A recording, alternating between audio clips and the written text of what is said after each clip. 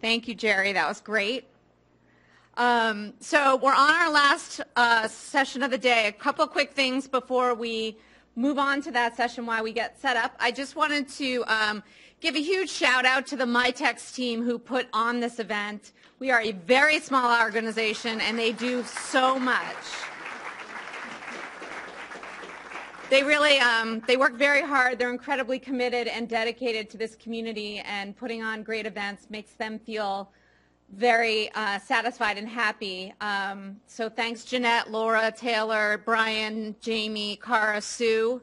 And if you guys have any feedback for us on this event, what you heard today, what you saw today, what you'd like to hear in the future, we'd love to hear from you. So please do let us know. You can reach out to us on social media or send us an email. It's really, really helpful for us. Last, I also wanted to mention Future M. For those of you who really were like totally geeked out today and digging everything that was happening here, we have Future M coming up October 16th through the 18th.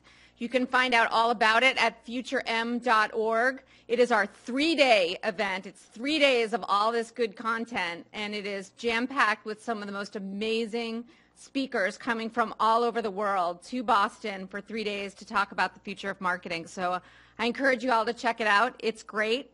Thanks again, DataZoo, Experian, QAS, Media 6 Degrees, Microsoft, PointRoll, and Visual IQ for sponsoring today. Our last and one of my, I've been looking forward to this one all day. Keith and Zenja are going to talk about Staples. And Zenja is from Staples, and she heads their, she's the director of their loyalty program, and she's going to talk you through, with Keith's guidance, their journey in the customer analytics path using all types of data and using big data in customer marketing. And I feel like this session is really great because it kind of takes us full circle from the day. We started this morning, if you'll remember, listening to Panera and Constant Contact and Care.com, wonderful brands that are powered by analytics and insights driven by that data. And then today we get to end with Staples, which is again a tremendous brand and that has built much of their success on the power of the data and analytics that they've harnessed to do that. So I hope you enjoy this last session, and I'll hand it over to you guys. Let's go. Hey, how you doing, Debbie? Thanks, Debbie. Thanks very much to MITX for having us back. Really great to be part of this session today. Zhenya, I think it's fantastic that we've got somebody who's actually living this to give us sort of a real-time case study. As context, maybe you can tell us just a bit about Staples in all of its complexity. Yes, absolutely. Hello, I'm Zhenya. Well, Staples is a multi-channel, multi-billion, multinational retailer. We are about $25 billion in revenue in 27 countries. We sell to large companies via our commercial division. We have a public website, and we have thousands of stores in the U.S. and abroad. So this is a very complex business, and the office supplies industry in general, in our company in particular, is going through a major evolution, as in the office supplies markets may be shrinking, and we need to figure out how we can stay in touch with our customers and sell them other stuff, potential technology, and maybe more that they are now buying to support their business. So in that sense, we're going through the process of rapid expansion of our assortment. And we would love to be able to sell, and we will be selling, hundreds of thousands and millions of products. But the reality of every small business, which is our core audience, is that no one has time to sift through millions of products. At the time when you have to buy, you need few things that you need, which brings us as an organization to the concept of personalization, which, as we know, is powered through that big data. And thus I'm here. So Zhenya, maybe you can describe your role and then tell us about how Staples got to where it is and where you've come from. Yes. So currently I manage our loyalty program as well as customer development strategy and personalization, and all of these things are actually linked together. Loyalty infrastructure supplies us with the data about our customers, and given that we are an online and offline retailer, having a loyalty program is essential to identify transaction information about their customers. So I don't know what, was it Stop and Shop who recently abandoned their loyalty program? Shaw's? Yes, Shaw's. No, not Stop and Shop. Anyway, so I don't know what they were thinking. But we really are very happy that we have all this customer data. So we leverage that to further develop our customers, and personalization as an initiative was, well, quote unquote, assigned to me for a series of reasons, including the fact that in my prior roles, I was very involved in analytics, in implementation of advanced analytical tools, and I just kind of have, in general, relatively decent command of the subject. So if I'm hearing you, you brought up the loyalty card issue. Yeah. The ability to attribute transactions Yes. to the same shopper or business or household Yes. over time longitudinally is a pretty big deal. It's a huge deal. And so without it, if you were Shaw's as an example, what do you think they're giving up by abandoning that? Well, maybe they have some other secret know-how about how to track customer transactions. Well, what we're trying to do as an organization is to take it even further. It's frankly less about just tracking your transactions. That's just the fundamentals and the status quo. Customer journey is much more complex. They don't just come to the store. They browse your website, or they interact with something they searched on Google. All of these things, so there are technologies in place that can actually track all these things and tie them to the transaction history and allow you to further optimize your marketing, and also deliver customers content that is tailored specifically to what they've done and thus what they need. And this is, again, the concept of big data that we're kind of working on. So loyalty isn't new to Staples, but this is a relatively new initiative that you've been Yes. leading. So Yes. take us back 6 months. Yes. What triggered this? Yes. What have you done since you Yes. took responsibility? So my journey on this has been since January of this year, rough and tough, when kind of I assumed this responsibility. The reality is that Staples, of course, has been trying to get personalized marketing off the ground in many different ways.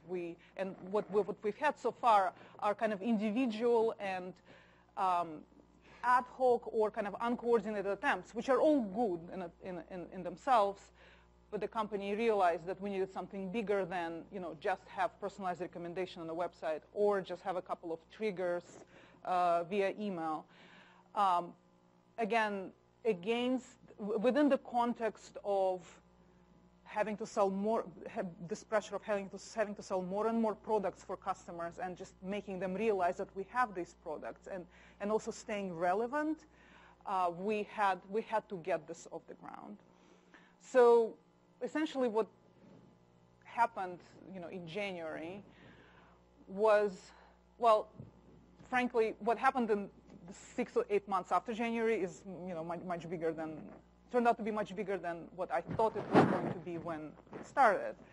I honestly thought that it would be an IT project. And I know that this is how many companies also approach any kind of data, any project with the word data in it is an IT project. But it turned out to be a much more transformative and much more collaborative exercise than I thought it would be, and for a good reason. So I'm going to now quote this article that I just cannot forget, that I recently read about the limitations of big data, and the author ends the article by saying, the future of marketing is not in the power of technology, but in the spirit of human intent. So it really resonates with me, because to me, human intent is the strategy. And you can have as many tools and you can have as many databases, and yes, we have a lot of different databases, by the way, and they're all not talking to each other. It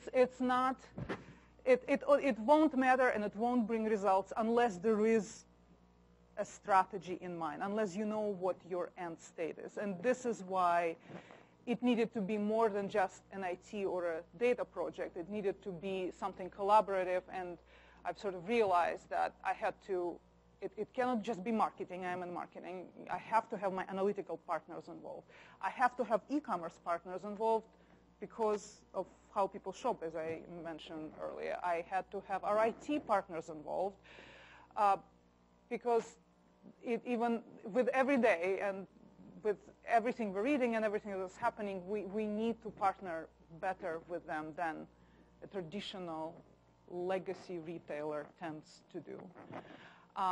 So we've assembled this little task force. We've also we've made ourselves known to senior executives and made sure that everyone knew that we were happening and that we were going to start experimenting, and that we were also going to come back in a few months. So back in January, we said in 6 months we will come back and we will show you the results of what we've tried, and we will also tell you what we need to make this really bigger and what this means for our company.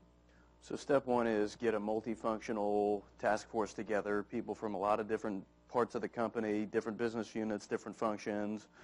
And then what was your charter? You know, it sounds like you ran some pilots. Right. Where did you go once you had the task force assembled? Yes. So another reason to have a task force in place for a large cross-functional matrix organization like Staples is, well, as an individual or even as a department, you don't really own everything. You just own a little piece. So it needs to be a lot of people working together. It also opens your eyes to opportunities and things you can actually test. If I was just working with IT just in marketing, all I could have thought of was let's personalize some emails. But I've partnered with our e-commerce folks who are much more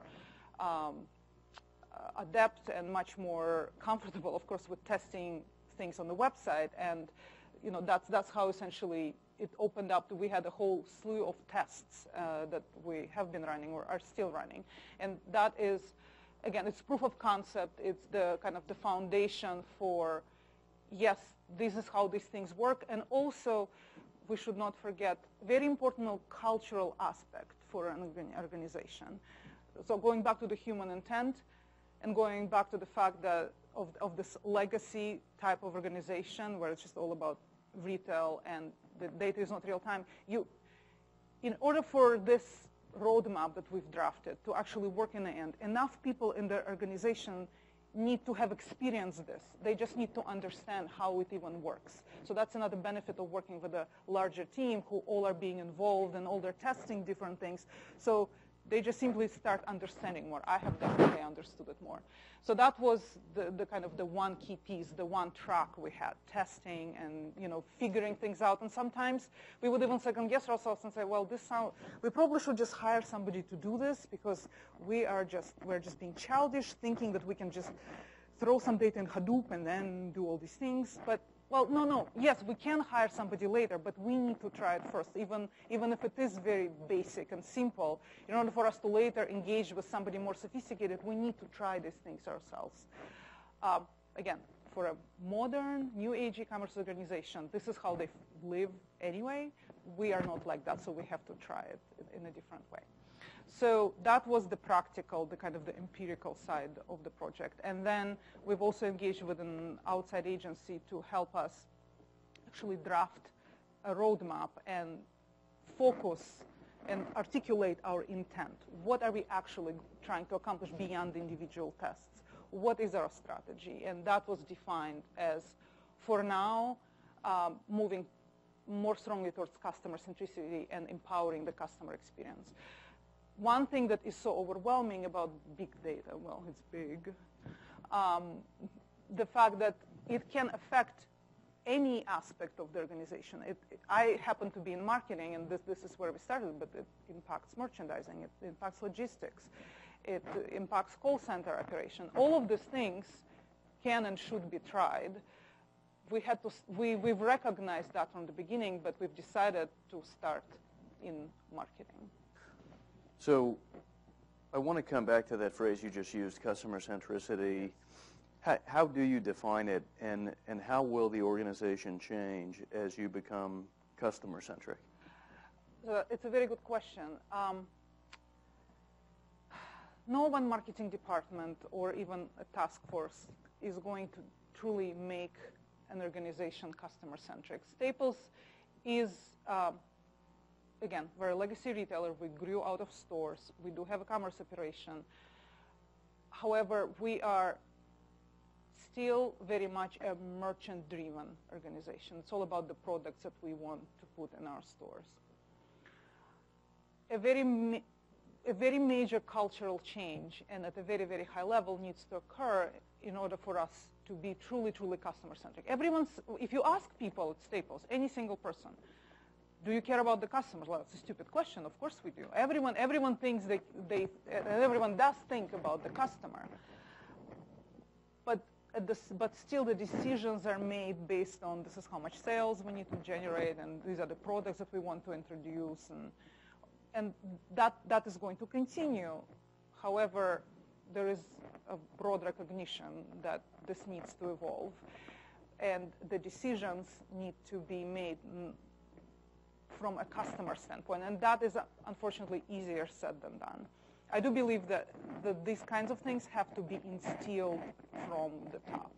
I've heard somebody say that at Macy's, their CEO has changed his name tag to be the Chief Customer Officer, or I've read it somewhere. Well, so hopefully very soon our CEO will also do that. But until that happens, so that's kind of the level at which it needs to be accepted. So in order for us, so this is really the end goal. This is our objective. That's too big of a piece to bite off, or whatever the expression is. We had to scope this down to something that we could actually impact as part even of this roadmap. And so we focus this on customer experience and kind of customer-centric marketing, just at least within the marketing and the e-commerce organization. So it's focused on predicting the customer behavior. It's understanding the customer intent. It's giving customers relevant information at every point of interaction. So can you bring that to life a little bit? You know, I often hear retailers talk about needing to offer a seamless experience across all channels, and you have had to prioritize what's going to be most important. So how have you done that, and what have you settled on? So it's a good question. How do you know what you need to do first? Well, so there are several layers at which decisions need to be made. So the one layer or level, frankly, of prioritization about why we should just focus on marketing, it occurred by virtue of, well, marketing team being first. In the end, in a large organization like Staples, it could have been merchandising, it could have been somebody else. This type of prioritization occurred by natural selection. The marketing organization happened to have people who were behind this, and our leadership, the marketing leadership, was behind it. They prioritized this as an important initiative. Boom, prioritized. So once we, though, went through our 6 months of intense studying and understanding of what big data can do for marketing and how this will impact our decision making, well, we had to go through, fairly detailed assessments of what kind of technology we have versus what kind of technology we need. We evaluated the current state, and, well, as an example, once we kind of mapped everything out and realized what we want to accomplish 6, 12, and 24 months from now, well, the very first thing, and again, that would vary for every retailer, one of our bottlenecks was the fact that the offline data does not get updated in our databases on more frequently than a weekly basis. We have a weekly data log, which I'm sure many retailers like ourselves are familiar with. For e-commerce organization, for just pure e-commerce, it's unheard of. Like, why would this even happen? But it does. It did happen to us. So that happened to be prioritized as number one thing that we're actually working on now, adding more power to our data processing infrastructure to make it more real time. And then, so that's kind of just the data infrastructure. And what's in the middle, so first I mentioned the layer of strategy. The second, then I mentioned kind of the opposite layer of the foundational technology. What's in the middle is how you action it. And again, through evaluation of what we had, and that's ultimately what you have to do. You just have to inventory what you have versus what you really want to be. We've identified that finding and implementing a content and contact management system would be our next priority. And so making the data more real time and implementing tools that will help us empower whatever we want to do in real time became our priority. So I sort of heard two steps described there. The first one we didn't really get into much detail on. You said we did an assessment of what was possible. So, you know, what's possible in the world, and then you did the internal assessment of all your legacy systems and organizational structure. Talk about how you did that first part. How did you educate the company on what was possible? And the education of the company still continues, just to be clear, but we started with ourselves. So, you know, there are some, you know, very trivial things that I'm going to say, like, well, I read a lot of articles. I just started reading. I didn't, you know, I started, you know, by thinking, well, I know something about data, and then I know the word big, and now they're together. So I started Googling big data. But in all seriousness, myself and the members of our team, we constantly, you know, exchanged innovative industry materials that we would find. We also made a list of all the retailers that we aspire to or admire, and we made a few phone calls, and we engaged in conversations with them. And last but not least, we've engaged with an outside consultancy to help us be the sounding board. The funny thing is that in the end, they were very, very helpful, and they've been with us for, you know, several months, and they've brought the outside expertise of having done similar types of projects with other retailers. In the end, what you come up with is actually very commonsensical, but you sort of need the sounding board. You need somebody else to validate that, yes, the things that you just figured out based on reading the articles are, as a matter of fact, true. Yeah. So a lot of self-education. You come to conferences like this. You call a consultant, call some peers in the industry. Did you look outside your industry at all? Did you talk to anybody that isn't a retailer, per se? Yeah.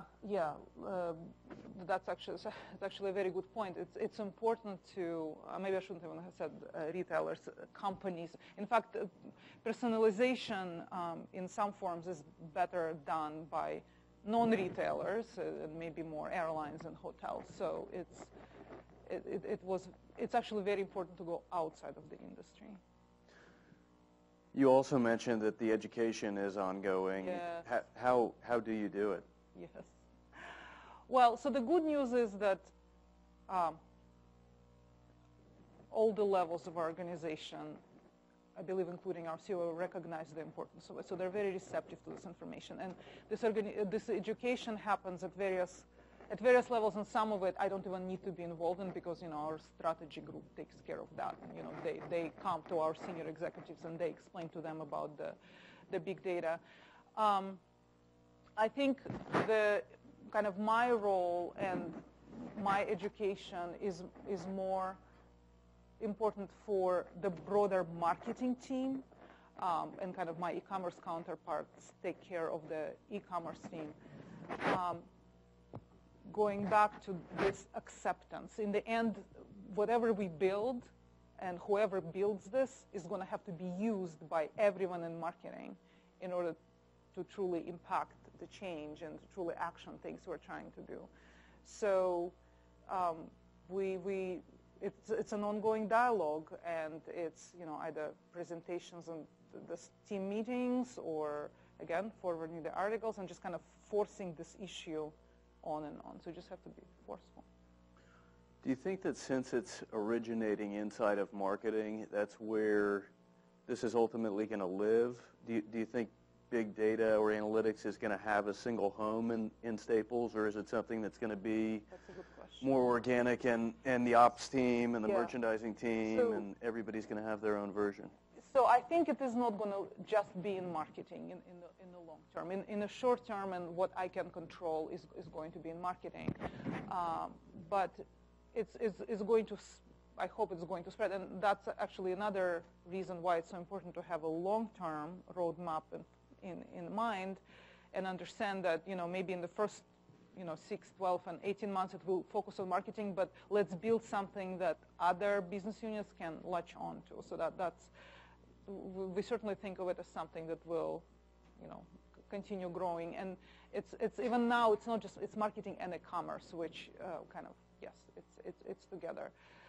So the role of the analytical team and the role of the data team and the role of the IT team, let's not forget those guys as well, does change with the advent of big data and its utilization in an organization, in any organization. And they do need to, well, my personal opinion is that, yes, they do need to centralize, and they need to grow, and they need to play a more proactive role within any organization and kind of be truly the drivers of the insight and innovation. It doesn't always happen this way. And yes, Staples currently does have multiple analytical teams. I do believe we have a central IT team, except they still support different business units. So there's kind of like a hybrid approach to shared services and focus on individual business units. So there are pros and cons to all of this. I definitely think that analytics needs to be a more central function. Yeah. So you mentioned something as one of the success factors in your roadmap. You sort of said we have to be able to predict shoppers' behavior. Yeah. How do you define success now, and how do you define it at month 18 or month 24? What does success look like? So in a short term, so what the 6 months journey has led us to, so on top of doing individual tests, the formulation of this roadmap that is associated with an investment. So our first success is going to be that this investment fully gets approved as part of our multi-year budgeting, long-range planning process, and that we will be able to actually truly engage and build things that we want to build. So that will be the first success criteria, and I really hope it will happen soon. And so I think gradually we will map out. We will continue mapping out, maybe taking it slice by slice. Let's take our email program, and today, maybe 10% of our emails are personalized or driven by individual behavior. The rest are segmented at best. Well, 12 months from now, can all of this, or 90% of it, be personalized, and will it be associated with a lift in sales that we think it will generate? So that's where these little proof of concepts are so important, is because they help us build a case as we go and execute and measure, and we sort of set our own objectives. So every personalized email increases the productivity by X. So I think the success will be measured by, we will establish our own milestones, and we will measure ourselves against them gradually. So I think that's how it will be tracked. How important is this to competing with Amazon? It's very important. So help me understand how this is going to enable you. You've said one or two things that I think would position Staples more competitively. One is we want to grow our assortment pretty significantly because Amazon has millions, 10 million SKUs essentially, and they're pricing dynamically, and they're not only daily. Personalized. Yeah. So this is not about Amazon. But, as I sort of sit as an observer of the retail industry, trying to help a lot of brick and mortar players get to competitive parity, this is pretty central. It is incredibly essential and central, and we are, so the industry and our organization are evolving, and e-commerce plays a very, very central role to that. And we recognize that. And yes, we are trying to work as hard as we can not to be behind. So you're going to beat them? Of course we will. Got them. As long as I'm in charge of this initiative. Okay. So, all right, let's switch topics. well, let's talk for a second about some of the risks and the challenges. Yeah. In other words, the first thing I think of every time I see the big new buzzword and the big new initiative is, as a consultant, it's probably good for me. But Yeah. from my client's point of view, Yeah. a lot of these things are rabbit holes where Yes. you can throw a lot of money at technology, a lot of money at consultants, Yes. and come out of it with very little changed behavior and not many results. Yes, I agree with you. To me, the biggest risk right now is not trying and not doing anything and worrying about overspending or over-investing people and resources. This is why, though, the cultural aspect of it is so important. And this is the piece, so I'm kind of going back to the beginning of me thinking this was going to be an IT project, but no, this is really a cultural, this is an organizational project, this is a team-building project, and this is an educational project. And frankly, it's not a project. It's just a new way of doing business that everyone has to embrace.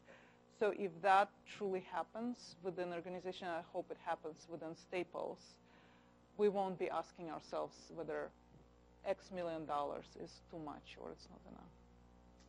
Do you think the business model has to evolve pretty fundamentally? I mean, I look at, I'm not here to hold Sears up as a beacon of innovation, but they're starting to think the way folks like Amazon have, in the sense that they know they need this analytical capability, and they're going to have to find other ways to leverage it beyond just selling more merchandise through their brick-and-mortar stores. So they may be leasing the infrastructure to other companies.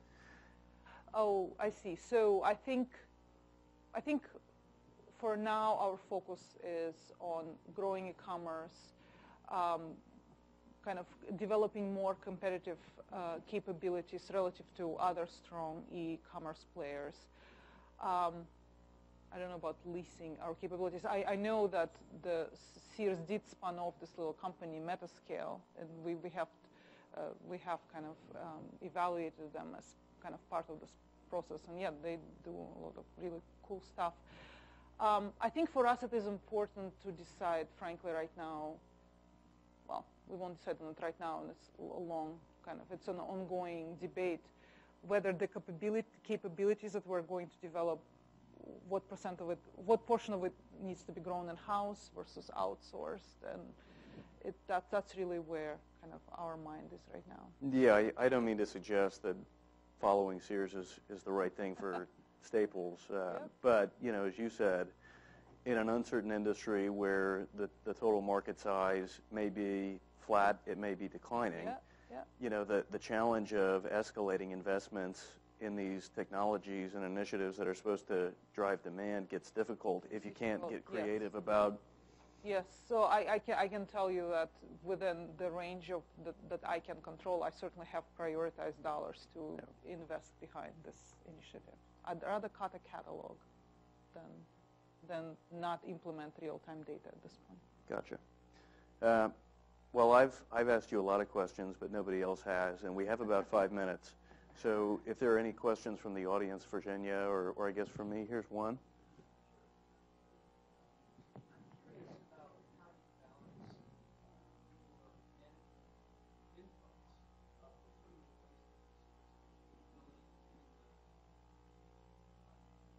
Yes.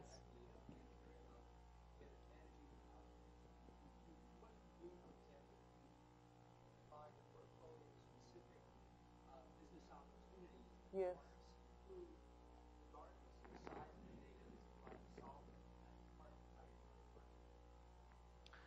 Well, right, it's a good question. So in one way I am enabled by my immediate management and the fact that they are bought into this and driving this as a part of my job description. So that is kind of number one, and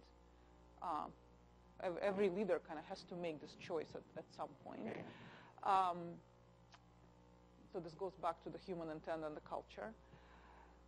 So within kind of my realm, I had to, when I evaluated different things that can be done and different proof of concepts that we could jump on to start with the big data, we tried to find the low-hanging fruit. We are able to partner with someone who can help us with personalized emails really quickly, so we're jumping on that. We were able to partner with the e-commerce team who can help us with some personalized recommendations that are personalized on more than just what you've browsed. So that's how we've identified, and I would recommend that other people would do it the same way. Find the low-hanging fruit and try investing the little resources that you have behind that. I would say don't overcommit and overstretch yourself. Identify a few key initiatives versus just trying to do the whole thing, which I tend to do.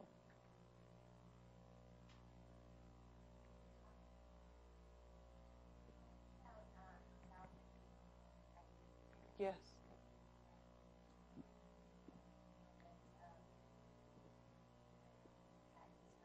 Yeah.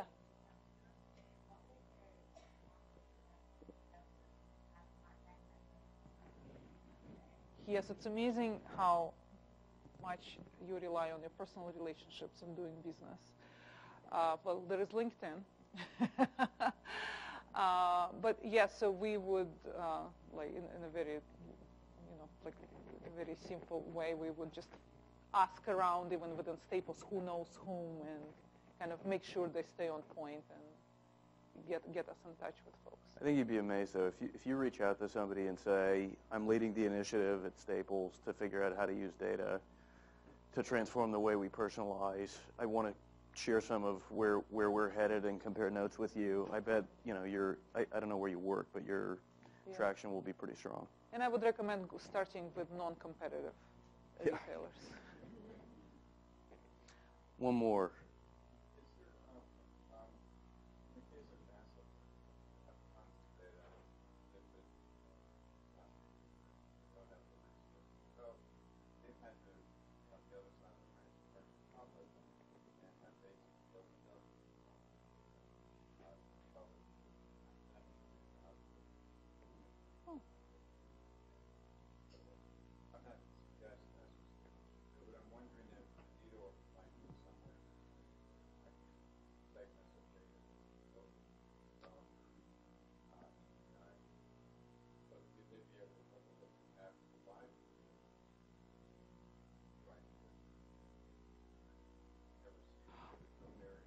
Oh, yeah, yes.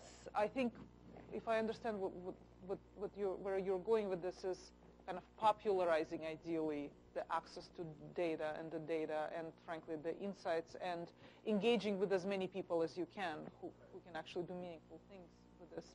Yes, yes. Oh, I agree. Well, for something like this to be successful, we will need very serious engineering power. We cannot just rely on DBAs anymore. Not that anything is wrong with them. They're wonderful and very, very, very needed people. We need them, but we need software engineers, right? We need a different kind of time. We need data scientists. So we will need to balance who we can recruit internally versus who we should outsource this to. So yes, I agree. I think it's tricky for marketing data because so much customer identity is tied up in it. But I've seen across channels, Walgreens has done some incredible stuff with photo printing. They've got an API that lets developers build apps so you can print your photos via the Walgreens app and pick up in Walgreens store. Best Buy has done a lot of the same thing. They made their entire inventory data, local pricing, stock levels, accessible to developers. I think you're going to see a huge amount of that, but it's difficult to take customer data. Some of your assets are easy to turn into a platform. Your customer data is maybe the one thing most retailers are not interested in sharing with developers, Google, others. Well, I think that's all the time that we have. I know Zhenya is going to stick around for a few minutes, so if we didn't get to your question, I'm sure she'll be happy to speak with you. And thanks, everybody. Thanks, Debbie, for having us. Thank you. Thank you. Thank you.